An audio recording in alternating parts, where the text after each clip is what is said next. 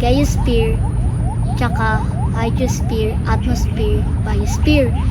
Yung geosphere, kaya na nga lang Kirby Brian mag-explain. Kalimutan ko. Geosphere. Kilala rin siya as lithosphere. Ito raw yung first subsystem ng Earth. Ito ang lahat ng kalupaan na nakita mo sa paligid. Yan ang geosphere. Ito, katulad nitong inupuan natin. Kasama din sa geosphere ang landforms, rocks, pati na rin yung inner structure ng Earth, which is yung crust and upper and lower mantle. Sunod naman yung atmosphere. In simple terms, air siya. Napakalaga raw nito kasi dito rin kabilang yung oxygen. Alam niyo naman siguro, di ba? Oxygen, yung gas na ini-intake natin para mabuhay. At tapos kasama din dito yung ozone layer. Yung ozone layer, located siya sa stratosphere. Tapos siya yung nagpo-protect sa atin against UV radiation na posibleng makasama sa atin kapag indirect nating nakakontak. Nakadepende rin tong atmosphere sa temperature. Kirby, ikaw na bahala sa dalawa pa. Yeah, tol. Tapos pangatlong subsystem, hydrosphere. From the word hydro, ibig sabihin nito tubig. So, kabilang dito yung mga ocean, lakes. Tapos tulad nito. Fun fact mga lods, 71% ng mundo natin, tubig. Tapos 95% nito ay makikita natin sa ocean. Astig, di ba? Pero sabi nila posible tayong maubusan ng malinis na tubig pag lumala pa yung pollution. Panguli, yung biosphere. Ayan, tayo. Kabilang tayo sa biosphere. Etong biosphere, yun nire-refer as a global ecosystem na binubuo ng mga living organism, pati na rin yung mga abiotic factors kung saan tayo kumukuha ng mga needs para mag-survive. Sabi nila yung biosphere makikita raw sa surface ng Earth. Yun lang. Naiintindihan na ba natin mga lods lahat? May ipipresent na tayo. Uy Angelo, ano na? Mag-interview tayo. Ha? Ayun yung babae. Interview natin baka may matulong sa atin. Be, ikaw.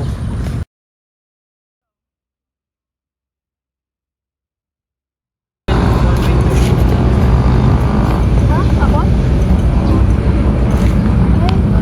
Sige. Anong pangalan mo? Gaya Teramonte, pero gaya na lang. Age? 4.54 billion. Joke lang. 16 lang ako. Taga saan? Maaari ko ba munang hindi sa... Sige. Para sa'yo, ano ang dapat gawin para protektahan ang mundo? Specifically yung mga subsystem ng mundo. Madami paraan upang protektahan natin ang ating mundo. Ngunit bago lahat ay kailangan muna natin makalap ng mga kaalaman at impormasyon ukol sa mundong ninanais natin protektahan at isalba. Pagkatapos nun ay simulan nyo kumilos mula sa maliliit na bagay patungo sa malalaki. Ang simple pagtitipid ay nakakatulong na sa kalikasan. Pagpatay ng tubig at ilaw kapag hindi ginagamit. Kailangan din ng mga taong matuto magtapos sa tamang tapunan hanggat maaari din ay paghiwalayin ng mga nabubulok at hindi nabubulok at basurang maaaring gamitin mula at dahil hindi lahat ng tao ay sinusunod ito.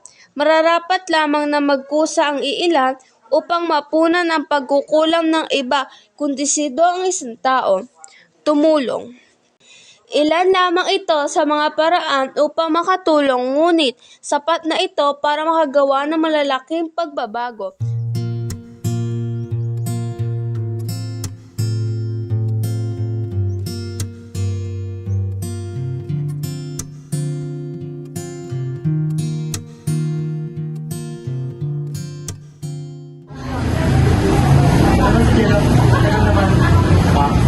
Pati na sa loob mo, Nes.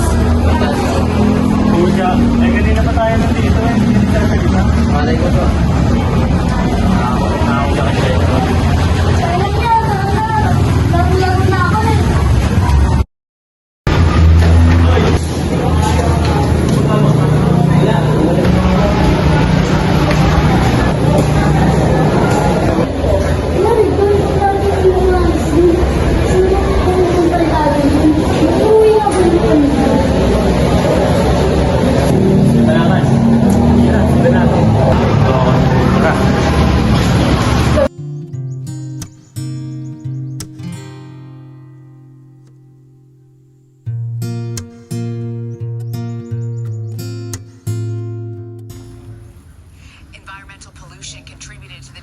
about 9 million people in 2015.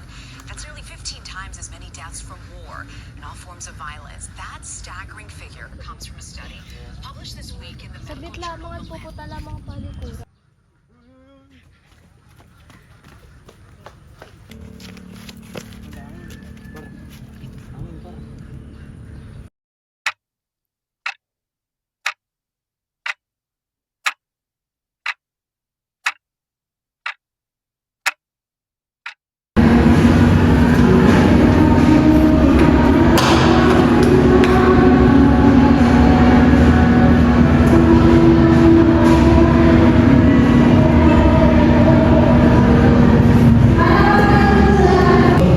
Hindi lingid sa kaalaman natin lahat na ang ating kalikasan ay unti-unti na nasisira.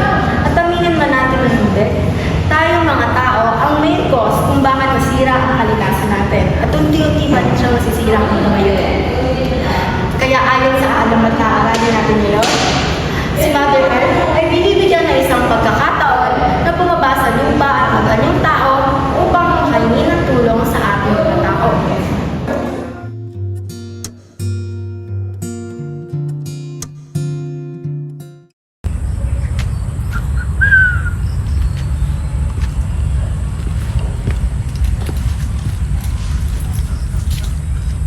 Ba't pinapunta na naman tayo ni Angelo dito? Nagpapasama eh. Ilang buwan na daw kasi niyang hindi nakikita si Gaya. Ayun pala eh. Tara, lapitan natin.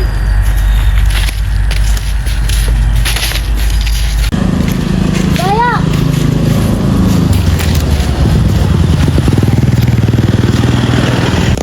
Kaya, kamusta ka na? Yung buwan ka nang di nagpapakita. Hinahanap ka na rin ni Jello. May inaasikaso lang ako kasi malapit na rin umalis dito. O siya nga pala, maraming salamat dahil ginawa niyo maganda ang pananatili ko dito. Wala yun. Kami na dapat magpasalamat eh. Oo, laki nga na tinulong sa project namin. Oh, siya nga pala. Una na kami. Hintayin mo na lang si Jello dito. Sige, paalam.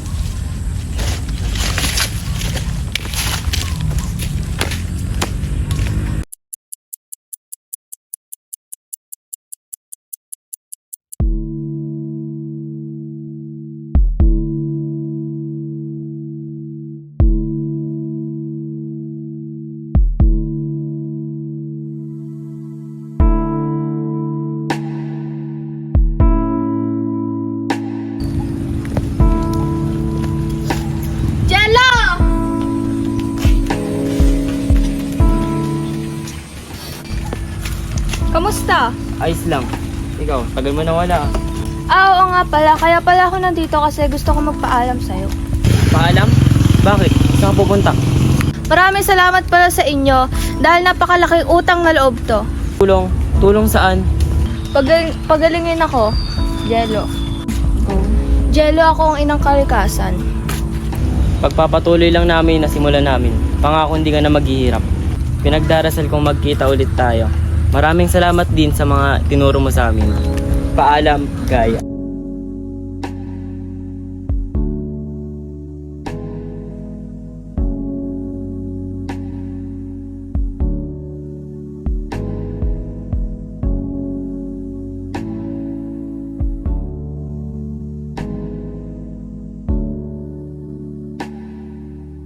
That is how we can protect our Earth's sound system. Thank you.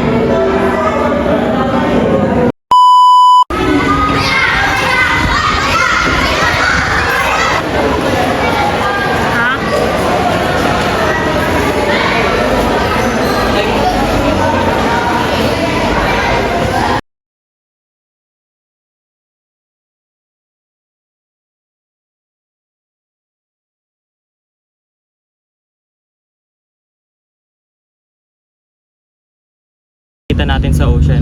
Astig, 'di ba? Tas pag posible daw 'to maubos, pero ulit tol. Kirby, ikaw na sa...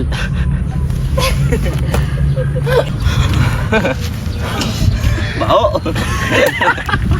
Go.